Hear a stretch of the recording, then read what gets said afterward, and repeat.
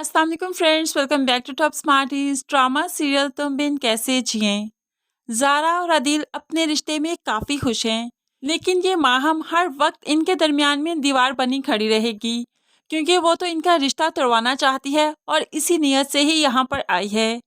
आदिल ज़ारा को जो किचन में देखता है तो उसका हाथ पकड़ लेता है। ज़ारा भी शर्मा चाहती है, यहाँ से जाने लगी तो आदिल फौरन से पकड़कर उसे कहने लगा, मेरे दोस्त की शादी पर तुम भी मेरे साथ चलोगी। तो ज़ारा इनकार कर नहीं पाई, क्योंकि माँ बाप को भी कोई एतराज़ नहीं था।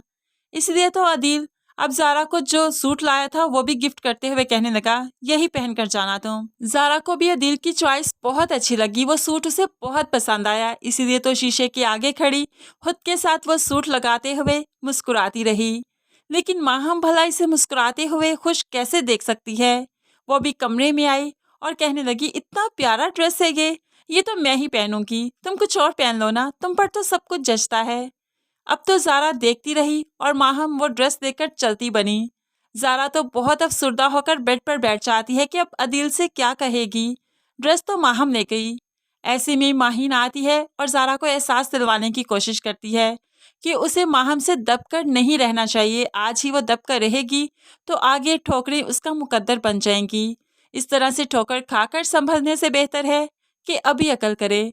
लेकिन अभी तक ज़ारा अपने रिश्तों का जो इतना मान रखती है, उन्हें इज्जत देती है, उनके आगे ज़बान दराजी नहीं कर सकती, इसलिए तो माहम को शय मिल जाती है, हर किस्म की बात कर देती है। आज वो ज़ारा के बाप से कहने लगी, आपको नहीं लगता कि ये दोनों अभी तक निकाह के बंधन में हैं, लेकिन काफ़ी फ्रैंक है एक दूसरे से? क्या ज़ारा को आदिल के साथ उसकी दोस्त की शादी पर जाना चाहिए? मुझे तो ये बात कुछ मुनासिब नहीं लगी। आपको अपनी बेटी को ज़रूर रोकना चाहिए।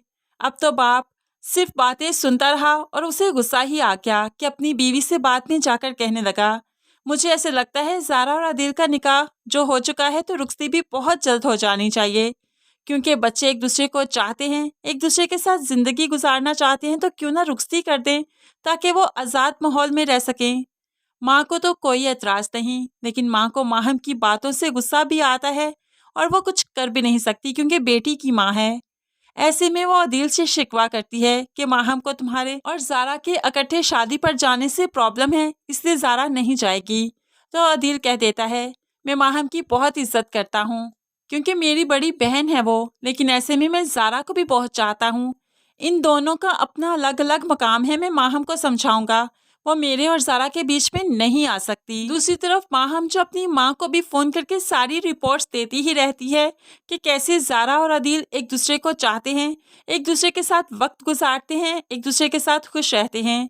तो माँ को भी बहुत गुस्सा आया, उसने ठान ली कि वो ये रुखसती तो किसी सूरत नहीं होने देगी, क्योंकि वो नहीं चाहती कि ज़ारा उसके घर में बहू बनकर आए और आदिल को उनसे छीन ले।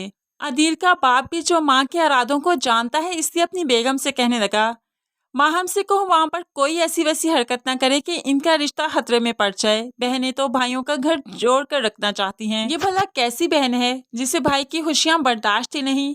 माहम से कहो कोई भी ऐसी वैसी हरकत ना करे।